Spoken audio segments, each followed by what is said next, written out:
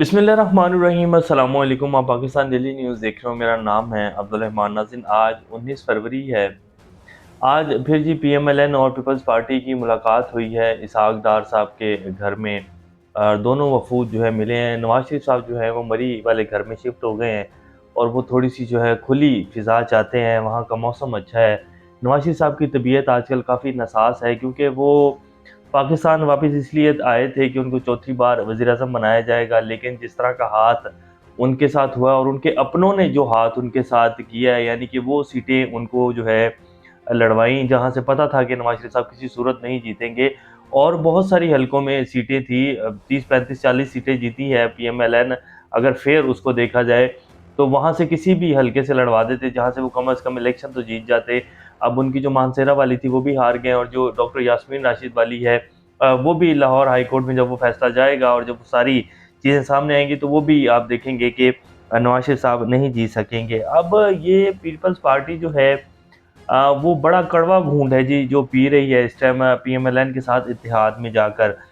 उनकी पूरी कोशिश है कि तमाम आईनी ओहदे जो है वो हम ले लें और ये सिर्फ इनका भरपूर इस्तेमाल, जितना ब्लैकमेल उनको कर सकते हैं पीएमएलएन को उतना हम करें, क्योंकि उनको पता है कि पीएमएलएन की हुकूमत हमारे बगैर बनी नहीं और पीएमएलएन को जितनी इस वक्त ज़रूरत है हुकूमत में आने की और आवाम को रिलीफ देने के लिए, अपनी सियासत बचाने के लिए, शायद पाकिस्तान में किसी और पार्टी को इतनी ज़रूरत हो। पीएमएलएन पाकिस्तान की बड़ी सियासी जमात रही है, उनके 3 दफ़ा वज़ीर-ए-आज़म बन चुके हैं। शाहिद खान अब्बासी भी उनके वज़ीर-ए-आज़म रहे हैं। तो उनकी जितनी सियासत का बेड़ा गर्क हुआ है पिछले 2 साल के अंदर, और फिर जो उनका वोट को इज़्ज़त दो वाला बयानिया था उसको मरियम नवाज़ ने और शहबाज शरीफ साहब ने जैसा खुद दफन किया है, तो उनको अशद ज़रूरत है कि वो किसी न किसी तरीके से हुकूमत में आएँ और अपनी जो साख्त है उसको बचा सकें, कुछ अपनी सियासत जो है उसको बचा लें। क्योंकि अगर ये 5 साल उनको नहीं मिलते तो अगले 5 साल बाद जो इलेक्शंस होने हैं तो पीएमएलएन का नाम लेने वाला कोई नहीं होगा पाकिस्तान में, और ख़ासतौर पर पंजाब में उनकी सियासत बिल्कुल ख़त्म हो जाएगी। तो ये 5 साल उनके लिए बड़े ज़रूरी हैं। अब आज की कुछ अहम अपडेट्स हैं जी। Chief justice of Pakistan supreme court जो है वो बड़े गुस्से हो गए हैं जी। उनके सामने एक दरख्वास्त आई कि जी ये जो 8 फरवरी को इलेक्शन हुए हैं इनको कलअदम करार दे दिया जाए, और उन्होंने उसके ऊपर समाअत की और बड़े जी उन्होंने सख्त किस्म के रिमार्क्स दिए हैं। चीफ जस्टिस साहब क्या करने जा रहे हैं, बैलेट पेपर्स की वीडियो जी आ गई। बैलेट पेपर्स क्यों छापे गए हैं, क्या किया जा रहा है, किस तरह तरीके इंसाफ की जो 80-90 सीटें हैं उनको हड़प करने का प्लान है, ये बैलेट पेपर्स क्यों छापे गए हैं, इसकी एक डिटेल हम भी आपके सामने रखेंगे। बलूचिस्तान हाई कोर्ट ने इलेक्शंस को लेकर एक फैसला दिया है। पीटीआई ने दो जमातों में इत्तेहाद का फैसला कर लिया और आज बाकायदा अनाउंस कर दिया गया है पीटीआई क्या करने जा रही है, क्या उनके पास नंबर्स पूरे हो गए। तो ये तमाम तरह अपडेट्स आज आपके सामने रखेंगे। इससे पहले अगर आप लोगों ने चैनल को सब्सक्राइब नहीं किया तो रेड बटन को प्रेस कर लें और बेल आइकॉन को भी प्रेस कर लें ताकि लेटेस्ट अपडेट्स आप लोगों को मिलती रहें और ये जो हमारा ताल्लुक है ऐसे ही जुड़ा रहे। सबसे पहले जी जितने भी पाकिस्तान के दानिश्वर, तज्जिया निगार, बड़े बड़े सहाफ़ी, मोहसिन बेग साहब जिसमें एक बड़ा नाम है, जिन्होंने इमरान खान के दौर में जब इमरान खान ने गिरफ्तारी करने के लिए जो है एफआईए की टीम को भेजा तो उन्होंने एफआईए के ऑफिसर के ऊपर जो है वो फायर किया, उसको मारा, बेचारे को अच्छा खासा जख्मी किया एफआईए के ऑफिसर को, और बाद में वो जमानत पर जो है तीसरे दिन ही जो है बाहर आ गए थे। तो जब इमरान खान को उतारा गया, उनको जो है पकड़ कर अंदर डाला गया, तो वो बहुत खुश थे। उन्होंने कहा कि इमरान खान फिनिश ख़त्म हो चुका है, इसका करेक्टर ही नहीं था, ये गंदा शख्स है। और उन्होंने जितनी वो घटिया ज़ुबान इस्तेमाल कर सकते थे उन्होंने की। और भी कई तजिया निगार जी जिन्होंने कॉलम्स लिखे कि जी अब इमरान खान का वक्त ख़त्म हो चुका है, इमरान खान को नहीं आने दिया जाएगा, इलेक्शन पाकिस्तान की आवाम नहीं निकल रही है, इस्टेब्लिशमेंट को पता है कि आवाम जो है उसमें बहुत ज़्यादा खौफ है और पाकिस्तान में इलेक्शन कभी 2 से 3 करोड़ जो है वोट ऊपर कॉस्ट ही नहीं हुआ, तो कैसे लोग निकलेंगे। और फिर कुछ तजिया निगार तो ये भी कहते थे कि जी जो गाँव की सियासत है ना, जो हमारे विलेजेस हैं उनकी सियासत बड़ी डिफरेंट है, लोगों को निकालना पड़ता है, लोगों को गाड़ियों में भर कर ले जाना पड़ता है, मोबिलाइज करना पड़ता है, अपने जो है एजेंट्स छोड़ने पड़ते हैं, फिर जाकर वोट कास्ट होता है। तो ये नहीं हो सकता, कोई इनकलाब शिनकलाब नहीं आएगा। तो वो सारे के सारे तजिया निगार कॉलमिस्ट जो थे सारे ठूस होके बैठे हुए हैं। पिछले 8-10 दिन से कोई भी जो है वो इसके ऊपर बात नहीं कर रहा कि जो हमने पहले कॉलम लिखे हैं पिछले साल 1.5 साल के अंदर उनका कोई जवाब ही दे दें या उन पर कोई माजरत ही कर लें हम कौम से कि जी हम सब झूठे निकले हैं, आपने बड़ी मेहरबानी किया, आपने खुश कर दिया है वोट डालकर। तो वो सारे के सारे जो है वो दूसरे टॉपिक्स के ऊपर जो है बातें कर रहे हैं, इकोनॉमी के ऊपर जो है कॉलम लिख रहे हैं। आईएमएफ ने भी जी खबरदार कर दिया। आईएमएफ ने तो क्या खबरदार करना है, फिच ने पाकिस्तान को खबरदार किया कि जी अगर इसी तरह पाकिस्तान की जो सियासी सूरत हाल है वो रही तो पाकिस्तान का जो अगला आने वाला IMF का पैकेज है वो खटाई में पड़ सकता है, और अगर ये पैकेज खटाई में पड़ा तो पाकिस्तान डिफ़ॉल्ट हो सकता है। और हमें क्या बताया जा रहा है जी, दूध की नहरें बस आने वाले कुछ ही दिनों में बहने वाली हैं और मसला ही कोई नहीं है।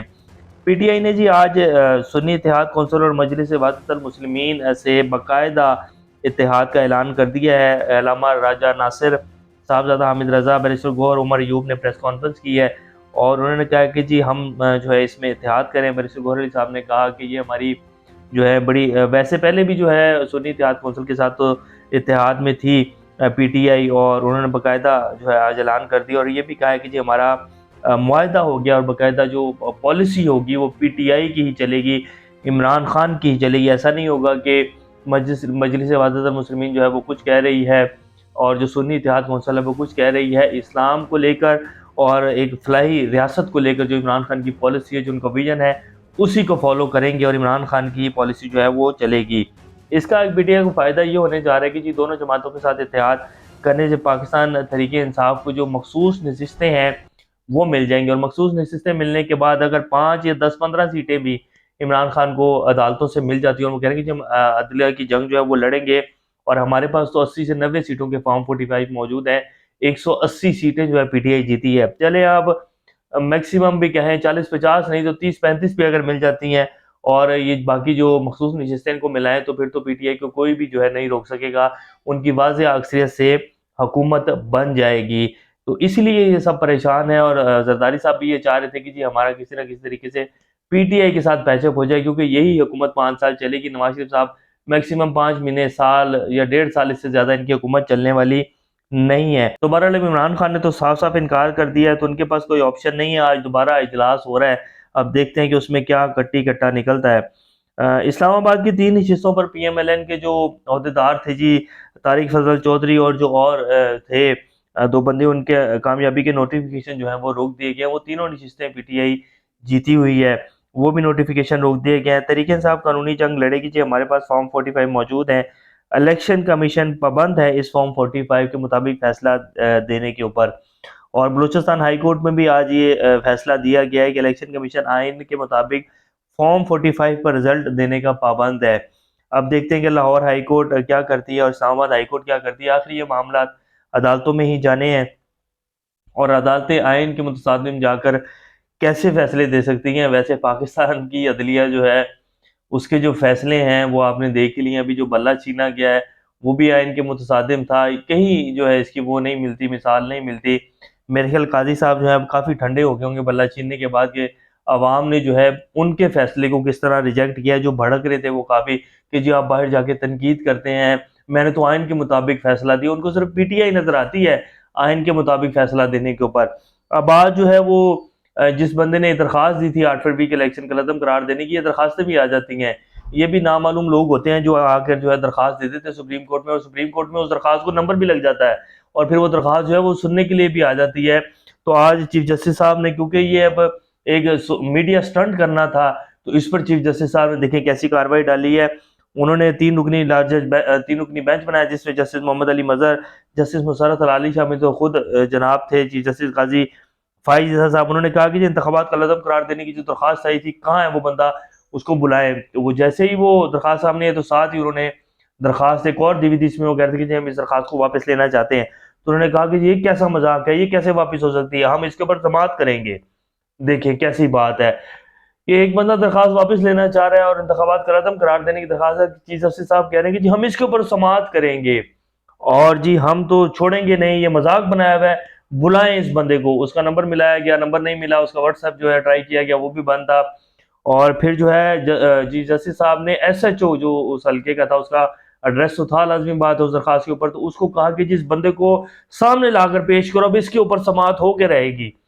ये जी हमारे चीफ जस्टिस साहब हैं। पूरी दुनिया का जो मीडिया वो चीख रहा है और कह रहा है कि जी पाकिस्तान में धांधला ज़्यादा जो है इलेक्शन हुए हैं, और अल जजीरा ने क्या कहा, CNN ने क्या कहा, BBC ने क्या कहा, तमाम जो इंटरनेशनल मीडिया वो जो है पाकिस्तान के इलेक्शन को लेकर खबरें लगा रहा। लगता है हमारे जो चीफ जस्टिस साहब हैं वो खबरें पढ़ते ही नहीं है, वो कोई इंटरनेशनल अखबार भी नहीं पढ़ते और ना ही पाकिस्तानी अखबार पढ़ते हैं।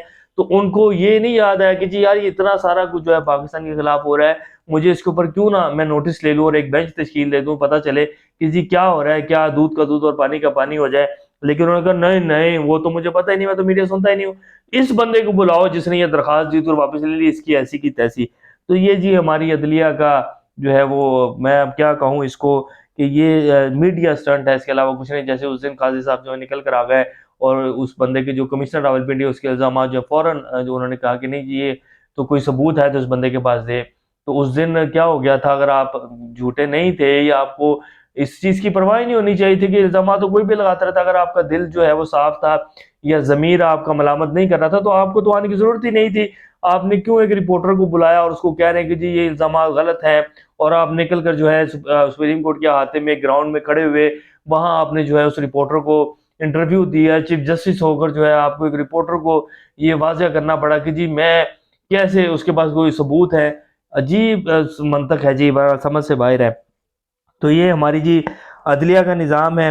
और निगरान वज़ीर-ए-आज़म साहब कहते हैं जी कुछ अनासर सोशल मीडिया को ब्लैकमेल और सरकारी मुलाजिमीन पर दबाव के लिए इस्तेमाल कर रहे हैं कि वफादारियां मुतशद्दिद ग्रोह में जो है तब्दील करें अपनी, यानी कि वो एक उनके कहने का मतलब सिंपल सिंपल ये है कि जी ये जो पीटीआई के नासिर हैं कुछ, ये सरकारी अफसरान को जो है वो ब्लैकमेल कर रहे हैं सोशल मीडिया के जरिए कि तुम जो है जैसे रावलपिंडी के जो कमिश्नर थे उन्होंने किया वैसे ही तुम भी करो, और वरना तुम्हारी जो है वो इज्जत उतार दी जाएगी और तुम्हारा जो है देख लिया जाएगा तुम्हें। तो इस तरह की धमकियां जो है पीटीआई लगाकर सरकारी अफसरान को ब्लैकमेल करके जो है ये प्रेस कॉन्फ्रेंस करवा रही है। बैलेट पेपर्स की जी वीडियो आ गई और वो कल जो है सारा दिन मीडिया के ऊपर चलती रही। वैसे ट्विटर को बैन किया हुआ है, वो फिर स्लो किया हुआ है, ट्विटर जो है नहीं सही तरह एक्टिव चल रहा है पाकिस्तान में। तो बहरहाल खैर वो वीडियो आ गई और वो चली। अब ये बैलेट पेपर इसलिए छापे जा रहे हैं कि जो फॉर्म 45 लोगों के पास हैं, एक तो फॉर्म 45 नए बनाए जाएंगे आरओ के जरिए, और फिर जिन लोगों को जितवाया गया है उनके बैलेट पेपर्स नए छाप कर और उनको जो है वोट डालकर उन बक्सों को पूरा किया जाएगा। और फिर अगर रिकाउंटिंग हो भी जाती है, किसी अदालत का फैसला आ जाता है कि जी रिकाउंटिंग की जाए, तो पता चलेगा कि जी ये देखें यहाँ तो वोट भी पूरे हो चुके हैं और यहाँ तो जो है फॉर्म 45 भी ये जो आरओ के पास है ये बिल्कुल ठीक है, ये जो पीटीआई के पास फॉर्म 45 ये सारे गलत है, उन्होंने खुद बनाए हैं। तो ये इसलिए ये सब कुछ किया जा रहा है। लेकिन बात वही है कि निज़ाम दफन हो रहा है जी, निज़ाम का वक्त ख़त्म हो चुका है और इस तरह करने से कुछ भी नहीं होगा, सिर्फ मुल्क की मईशत जो है उसको नुकसान पहुंचेगा, मुल्क में इस्तेहकाम नहीं आएगा। और बात सिर्फ वही ताकत की है और अपने इक़्तिदार की है, लेकिन एक प्लान अल्लाह का है और वो इंशाअल्लाह कामयाब होगा। बाकी ये प्लान तो पिछले 2 साल से कामयाब नहीं हुए और आगे भी नहीं होंगे। तो ये भी कि कुछ ताज़ा तरीन सूरत हाल है, अपना और का ख्याल रखिएगा। अल्लाह हाफ़िज़।